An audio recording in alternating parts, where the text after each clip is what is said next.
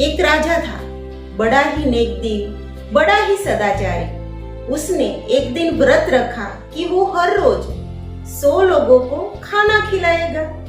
उसका यह व्रत सालों चलता रहा।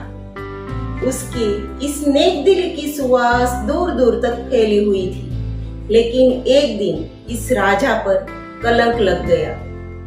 ऐसा हुआ कि जब वो रसोई बना रहा था तो उस खाने को वो ढकना भूल गया और वहां से एक सांप गुजरा और उसने अपना जहर उस खाने में छोड़ दिया, जिसके कारण जो 100 लोगों ने उसका खाना खाया वो मर गए।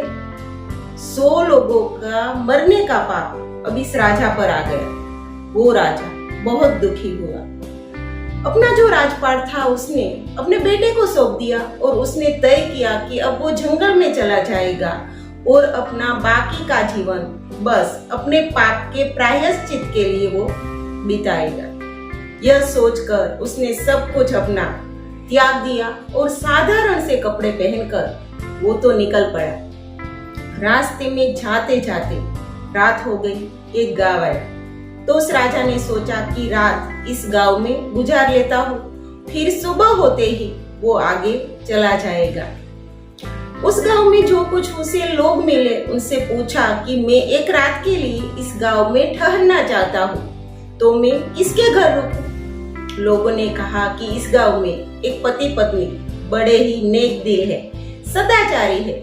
इस गांव में जो भी लोग आते हैं वो उसके यहाँ ही ठहरते हैं, तो आप भी उसी के यहाँ चले जाइए। राजा भी पूछते पूछते उस पति पत्नी के घर पहुंच गए। उस पति पत्नी ने बहुत ही अच्छे भाव से राजा का स्वागत किया, पर किसी को मालूम नहीं था कि ये राजा था। उसने तो उसे अतिथि ही माना। शाम को खाना खिलाया, उसके सोने की व्यवस्था कर दी। जब सुबह हुई तो उस पति की जो पत्नी थी वो भी बड़ी धार्मिक थी। हर रोज वो सुबह ध्यान लगाकर बैठ जाती, 1 घंटा ध्यान करती। लेकिन आज 2 घंटे हो गए, लेकिन फिर भी उसका ध्यान लगा ही था। उसके पति को थोड़ा गुस्सा आया कि घर में अतिथि है, उसके लिए नाश्ता बनाना है और उसकी पत्नी आज अभी तक ध्यान से नहीं उठी। 2 घंटे बाद जब पत्नी ध्यान से उठी तो पति ने चिल्लाते हुए कहा कि तुम्हें पता नहीं हमारे घर में मेहमान है? तुम्हें रोज तो 1 घंटा लगता है, आज तुमने 2 घंटे लगा दिए। राजा भी अब जग चुके थे। उस पत्नी ने कहा कि आज ध्यान में कुछ बात ही ऐसी हुई, भगवान की सभा लगी हुई थी।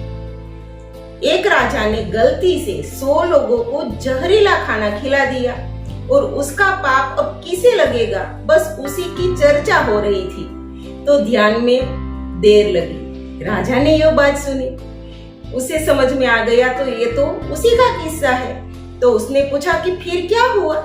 पत्नी ने कहा फिर क्या, चर्चा बहुत लंबी चली। अब जो 100 लोग मारे गए उसका पाप किसको लगेगा? उस राजा को, उस रसोई को जिसने खाना खुला छोड़ दिया, या उस सांप को जिसने जहर छोड़ा?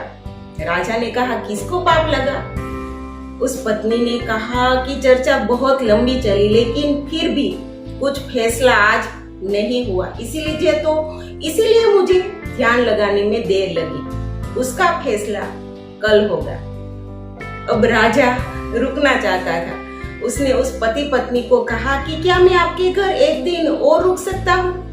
पति पत्नी ने कहा कोई बात नहीं। राजा तो रुकना चाहता था, उसका कारण सिर्फ यही था क्योंकि उसी का मामला था। उसकी पत्नी कल फिर से ध्यान लगा के बैठेगी और उसे पता चल जाएगा कि जो 100 लोग मारे गए उसका पाप उसे लगा या नहीं। राजा तो दिन भर गांव में घूमता रहा, लेकिन गांव के लोग उसके बारे में ही चर्चा कर रहे थे कि देखो देखो यह इंसान कल रात को उस पति पत्नी के घर रुका था, लेकिन उसकी सुंदर पत्नी को और जवान पत्नी को देखकर ये फिसल गया और आज भी वो यहीं रुका हुआ है।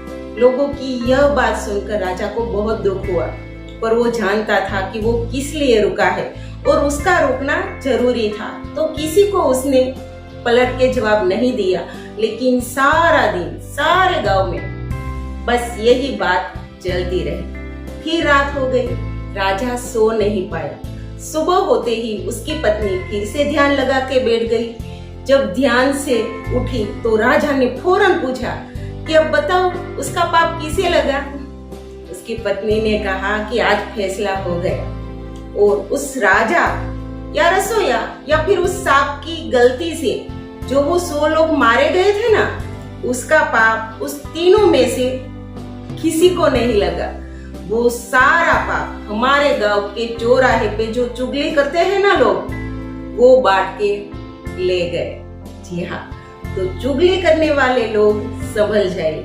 आशा है कि आपको मेरा यह वीडियो पसंद आया होगा। फिर मिलेंगे एक नए वीडियो के साथ। तब तक इजाजत चाहती हूँ। धन्यवाद।